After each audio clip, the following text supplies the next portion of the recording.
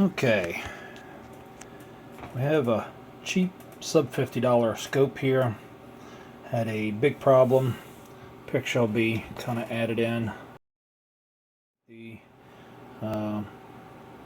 reticle was canted and broke loose and had run itself to about 45 degrees to about I think the top of it was about 2 o'clock.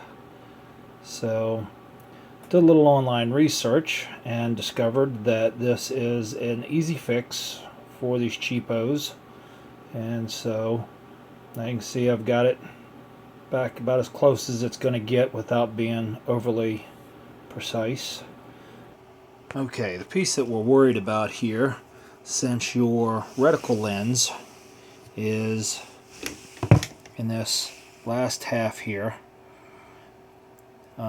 because you've got to be fairly close in all the back here. The main thing that we're looking for is a removable eyepiece.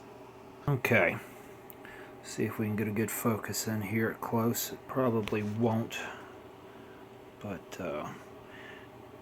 what we have here is a threaded eyepiece, and right here there's an O-ring, and that's what seals it as opposed to a locking ring. I'm not sure I like it, but it works. It's only on a little .22 caliber rifle, so it's not a big deal.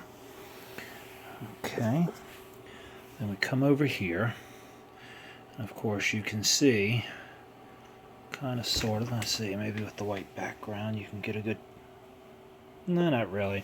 It's threaded inside. There's grease. That's the way to make it seal, I guess. And then there's your reticle. Now the reticle looks like it has a threaded sleeve that it slides into. Problem is it looks like that there is a keeper, a threaded keeper, that's missing. Chinese scope, what do you expect? But you've got that crazy range finding graph at the bottom. It's a 100-yard, maybe 200-yard 22 caliber bolt action rifle. It's not going to be something I'm going to be using a whole lot. So, and what's nearly impossible to see is at the very bottom of that reticle crosshair, there is a tab of optical clear PC epoxy. I also did one to the very far left and the very far right of the reticle. These are places that I'm not going to be using, whereas because this isn't a windage. Let's see, we're losing focus here, but this isn't a windage style reticle. So I just straightened it out the best I could. All scopes have an opportunity to be canted coming from the factory. It just is what it is with mass production, even worse than Chinese mass production. So the degree or two that it might be off isn't a big deal.